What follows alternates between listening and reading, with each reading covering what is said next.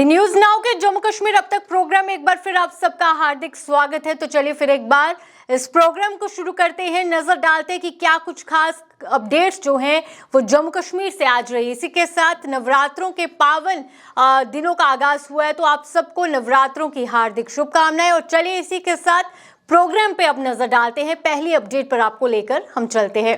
तो पहली अपडेट है भाजपा से जुड़ी हुई। आपको बता दें कि भाजपा के स्टार प्रचारक और उत्तर प्रदेश के मुख्यमंत्री योगी आदित्यनाथ 10 तारीख यानी कि कल की तारीख को वह कठुआ में पहुंचेंगे और कठुआ में वह खेल मैदान में जनसभा को संबोधित भी करेंगे।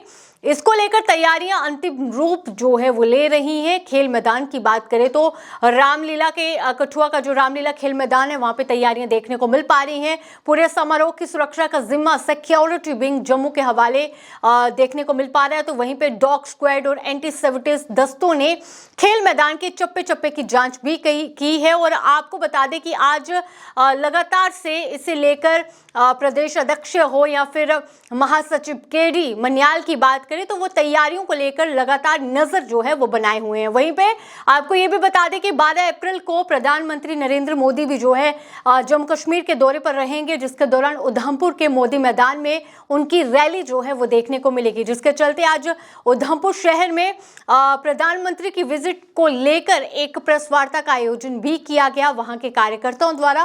क्या कुछ कहना था उनका, आइए देखते हैं। आज नरेंद्र भाई मोदी देश के प्रधानमंत्री 12 अप्रैल ठीक 9 बजे हमारे मोदी ग्राउंड बट्टलवालिया में आ रहे हैं। अब हम सब का ये दायित्व बनता है, हम दिल खोलकर उनका स्वागत करने के लिए, उनका अभिनंदन करने के लिए हम सब परिवार सहित मोदी ग्राउंड में पहुंचे। मुझे लगता है जिस प्रकार से लोगों के लगातार हमें ये टेलीफोन आ रहे हैं, लोगों के साथ संपर्क करते हुए लोगों का कहना है कि किसी तरीके से हमें जल्द से जल्द वहां पर पहुंचना है, हमें असुविधा ना हो, उसके लिए वो हमसे संपर्क कर रहे हैं। मुझे ये लगता है कि एक बार आपके माध्यम से ये भी बता दें कि सिक्योरिटी हमारी डिस्ट्रिक्ट एडमिनिस्ट्रेशन हो, पुलिस एडमिनिस्ट्रेशन हो, उनके सारे आला अधिकारी से लेकर एक छोटे कर्मचारी तक सब लोग पूरी चिंता करते हुए पूरे व्यवस्थित तरीके से इस रैली को, महारैली जो हम कर रहे हैं, उसको पूरे तरीके से व्यवस्थित तरीके से करने जा रहे हैं। मुझे लगता है एक एक चीज को बड़ा माइक्रो प्लान कर ताकि हमारे यातायात में ट्रैफिक कंजेशन में कहीं किसी को कोई दिक्कत ना आए।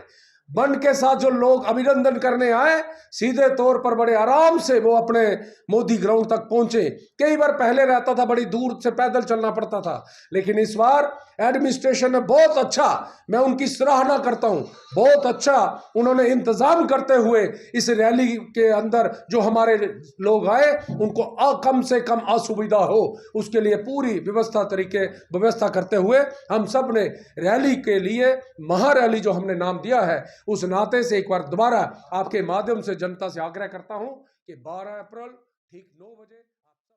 इसी के साथ अगली अपडेट पर आपको लेकर चले तो अनंतनाग राजौरी संसदीय सीट पर मुकाबला खास होने वाला है, इस तरह का बयान देते नजर आए भाजपा के स्पोक्स पर्सन अल्ताफ ठाकुर। उनका यह कहना था कि अनंतनाग राजौरी सीट जो है वो हाई प्रोफाइल सीट मानी जाती है, हॉट सीट मानी जाती है। और जिस तरह से प्रत्याशियों के नाम सामने आ रहे हैं, जिसमें हमने पहले भी आपको जानकारी कई बार दी है कि डीपीएपी की ओर से गुलाम नबी आज़ाद का नाम सामने आ रहा है, पीडीपी की ओर से महबूबा मुफ्ती का नाम सामने आ चुका है, साथ ही अपनी पार्टी का जफर इकबाल मनास का नाम जो है वो सामने आ चुका है। तो नेशनल कॉन्फ्रेंस की बात करें, मियां अल्ताफ का नाम सामने है। तो लगातार कैंडिडेट्स के नाम सामने आ रहे हैं, पर भाजपा की ओर से अभी पत्ते खुलना बाकी है। और जिसे लेकर अल्ताफ ठाकुर का यह कहना कि मुकाबला काफी दिलचस्प इस बार अनंतनाग राजौरी सीट पर देखने को मिलेगा। क्या कुछ कहना था उनका, आइए देखते हैं।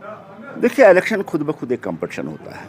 अब जैसे आप देख रहे हैं कि Anantnag Rajouri parliamentary constituency high profile constituency बन गई है, दो एक्स सीएम, उसके बाद मियां अल्ताफ साहब और उसके बाद मनहा साहब, जफर मनहा साहब, और बड़ा दिलचस्प मुकाबला इन 3 सीटों पे होगा। और आपने देखा कल पीडीपी ने भी 3 कैंडिडेट्स अनाउंस किए और नेशनल कॉन्फ्रेंस को। और जहाँ तक भारतीय जनता पार्टी का ताल्लुक है, भारतीय जनता पार्टी 3 की 3 सीटों पे इलेक्शन लड़ेगी और within no time, short time में भारतीय जनता पार्टी भी अपनी 3 कैंडिडेट अनाउंस करेंगी। और जहाँ तक मुकाबला है, मुकाबला दिलचस्प होगा, लेकिन जिस तरह से लोगों का रुझान और उस रुझान को जो एक ताकत, एक रफ्तार मिली है देश के वज़ीर जनाब नरेंद्र मोदी जी की श्रीनगर में एक जो जन सैलाब को उन्होंने खिताब किया था, उससे और ताकत मिल गई और भारतीय जनता पार्टी जम्मू उधमपुर के साथ साथ ये कश्मीर की 3 सीटें भी जीत लेगी, ये हमारा यकीन है। और जिस तरह से लोगों की दिलचस्पी और जिस तरह से लोग आज खुल के यहाँ कश्मीर में पहली बार हम देख रहे हैं कि मीडिया हाउसेस में आके कह रहे हैं कि हम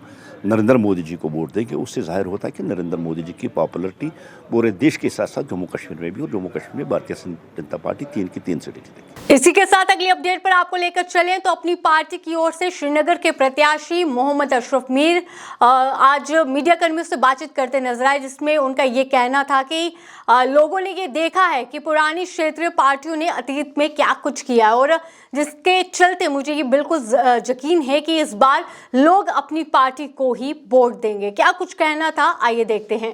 तक अनंतनाग राजौरी कॉन्स्टिट्यूंसी का मामला है, ये तय हुआ है कि वहाँ बड़ी हस्तियाँ लड़ रही है, लेकिन अंत में देखा जाएगा कि जो लोग हैं वो किस करवट मुंह फेरेंगे। लेकिन हमें पूरा भरोसा, जहाँ तक जम्मू कश्मीर अपनी पार्टी का है ताल्लुक़ है, हमें पूरा भरोसा है कि लोग हमारे हक़ में फ़ैसला दे देंगे, क्योंकि उन्होंने जो पहले ही अभी कंटेस्टेंट वहाँ कैंडिडेट्स हैं उन्होंने उनकी कारकर्दगी देखी है और मुझे लग रहा है इस वक्त लोग बड़े मायूस हैं और उन सियासी जमातों को और वरासती जमातों को रिजेक्ट किया है उन्होंने।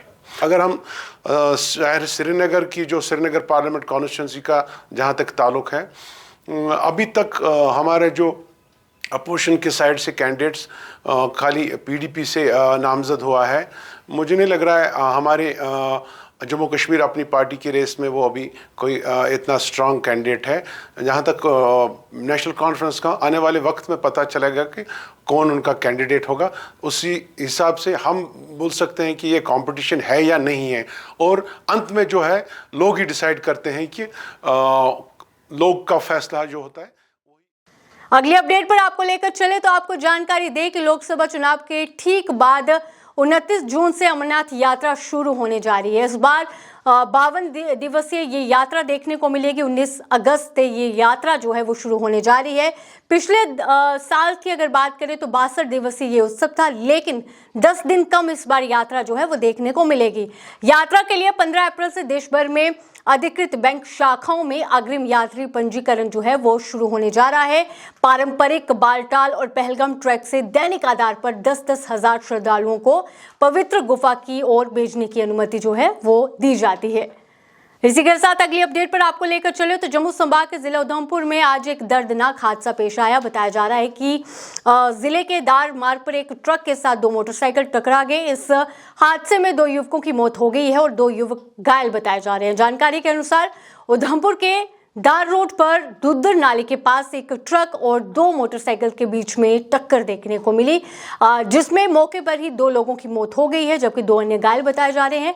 जान गंवाने वालों की पहचान उधमपुर जिले के गांव बरोला निवासी रोहित सिंह पुत्र रसाल सिंह और नीली नाला निवासी शुभम पुत्र श्याम लाल के रूप में हुई है। बताया जा रहा है कि चारों युवक सुकराला माता के दर्शन के लिए जा रहे थे। सुबह करीब 7 बजे के आसपास ये हादसा जो है ये पेश आया। घायलों की पहचान उधमपुर के रामनगर क्षेत्र निवासी अजय पुत्र चेतराम और भरोला निवासी सुनील कुमार पुत्र ताराचंद के रूप में हुई है।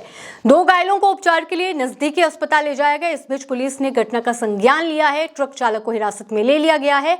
आगे की जांच की जा रही है। नमस्कार जी, मैं शशिपाल कैम्बल डंगा से हूँ। ये लड़के 2 सुबह सुकराला माता जा रहे थे और दोनों की डेथ हो गई। एक्सीडेंट हुआ इनका मोटर बाइक के साथ, ट्रक के साथ। और एक का नाम है शुभम सरनाम श्यामलाल और दूसरा रोहित सिंह सरनाम रसाल सिंह, वो बडोले का है। वो बडोले युवक जो ऐसे सवार जी 2 मोटरसाइकिल थे और 4 युवक सवार थे। एक मोटरसाइकिल का जिसका एक्सीडेंट हुआ है, दोनों का एक्सीडेंट हुआ है। 2 मतलब बच गए हैं लड़के और 2 की ऑन स्पॉट डेथ हो गई। इसी के साथ अगली अपडेट पर आपको लेकर चले तो नवरात्रों पर मां वैष्णो देवी का भवन देसी और विदेशी फूलों व रंग बिरंगी लाइटों से सजाया गया है। भवन में नवरात्र के पहले दिन षट चंडी महायज्ञ हुआ। पहले नवरात्र पर देश भर से हजारों भक्तों ने माता के दरबार में माथा टेका। नवरात्र पर श्रद्धालुओं के स्वागत के लिए धर्मनगरी तैयार है और लगातार तैयारियों का वो एक अलग ही नजारा देखने को मिल पा रहा है। और हर साल की बात करें तैयारियां देखने को मिलती है, लेकिन इस बार भी भवन जो है वो चकाचौंध देखने को मिल पा रहा है। विभिन्न मार्गों पर स्वागत द्वार बनाए गए हैं, विभिन्न स्थानों पर प्राकृतिक फूलों से सजावट का कार्य आखिरी चरण पर है और दुर्गा पूजा के लिए पंडाल की स्थापना भी की गई है। वहीं इस मौके पर CEO shrine board Anshul Garg ने नवरात्र के खास मौके पर श्रद्धालुओं को शुभकामनाएं दी। तो वहीं पे क्या कुछ खास तैयारियां इस बार नवरात्रों के अवसर पर माता वैष्णो देवी के दरबार में की गई है, उसकी जानकारी भी दी। तो क्या कुछ कहना था CEO shrine board Anshul Garg का, आइए देखते हैं। बहुत बहुत बधाई, बहुत बहुत शुभकामनाएं। जैसा कि आप जानते हैं कि श्री माता वैष्णो देवी श्राइन बोर्ड की तरफ से हर बाहरी नवरात्रि के लिए के एलैबोरेट अरेंजमेंट्स किए जाते हैं और हाल ही में हमारी जो बोर्ड मीटिंग हुई थी उसके अंदर माननीय अध्यक्ष महोदय की तरफ से ऐसे ही निर्देश थे कि चैत्र नवरात्रि के उपलक्ष्य में जैसे हमारी पास प्रैक्टिस रहती है उससे भी बढ़कर हम कोशिश करें, क्योंकि जैसा हम देख रहे हैं यात्रा संख्या में लगातार इजाफा हमें देखने को मिल रहा है। तो रजिस्ट्रेशन से ही हमारा जो है प्रोसेस स्टार्ट होता है और तकरीबन 40 काउंटर्स इस नवरात्रि के लिए एक्टिवेट किए गए हैं और सुबह 5 की बजाय सुबह 4 बजे से ही काउंटर्स ओपन रहते हैं ताकि यात्रियों को किसी प्रकार की दिक्कत ना हो और कतारें ना लगें। और पूरे यात्रा मार्ग पर सहायकों की अतिरिक्त तैनाती भी की गई है ताकि क्यू मैनेजमेंट हमारी सुचारू रूप से चलती रहे। पूरे यात्रा मार्ग पर बाणगंगा, अर्धकुंवारी, हिमकोटी, भवन सब जगह पे होल्डिंग एरियाज़ बनाए गए हैं ताकि यात्रा को जो है कैरिंग कैपेसिटी के हिसाब से ही ऊपर की तरफ रवाना किया जाए।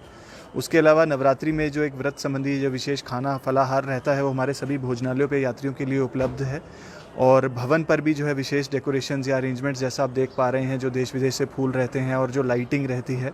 और इस बार तो रात्रि में एक नई फसाड लाइटिंग का भी उद्घाटन माननीय उपराज्यपाल द्वारा किया गया है और बाणगंगा दर्शनी ड्योढ़ी और पूरे भवन पर आप देखेंगे कि फसाड लाइटिंग से। वहीं पे आखिरी अपडेट है तो नवरात्रों का पावन अवसर है, माता वैष्णो देवी का दरबार सजा हुआ था। तो वहीं पे आपको बताया कि माँ बावे वाली का दरबार हो या फिर कोल कंडोली का मंदिर हो या फिर काली माता का दरबार हो, तो बिल्कुल जम्मू के वो प्राचीन मंदिर और जम्मू शहर जिसे मंदिरों का शहर कहा जाता है, नवरात्रों के खास मौके पर मंदिर सजे हुए नजर आए और श्रद्धालुओं का एक काफिला जो है वो नजर भी आया। जयकारे के साथ माता रानी के दर्शनों के लिए श्रद्धालु जो है मंदिर की ओर गए और माँ बावे वाली की बात करें तो नज़ारा काफ़ी खास देखने को मिला। तो चलिए नज़ारा दिखाते हैं आपको जम्मू शहर से किस तरह से आज मंदिरों में तांता जो है भक्तों का देखने को मिल पाया था।